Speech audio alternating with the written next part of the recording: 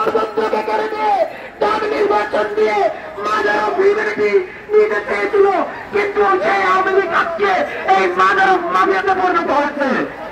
আমরা এই বাংলাদেশের সর্বস্তরের জনতা এই বাংলার জমিনে 5 আগস্টের পরে আওয়ামী লীগ নামে, যুবলীগ নামে, ছাত্রলীগ নামে কোন ধরনের খুনিদের পুনর্বাসন মেনে নিব না, কোন ধরনের আওয়ামী লীগের নির্বাচন মেনে নিব না, কোন ধরনের মিছিল, কোন ধরনের সুরাম মেনে নিব না। বন্ধুগণ, ইতিমধ্যে আমাদের সঙ্গে একাত্মতা প্রকাশ করেছেন ওলামা মাশায়েখ আইম্মা পরিষদের যুগ্ম সাধারণ সম্পাদক মুফতি শামসুল হক শফি।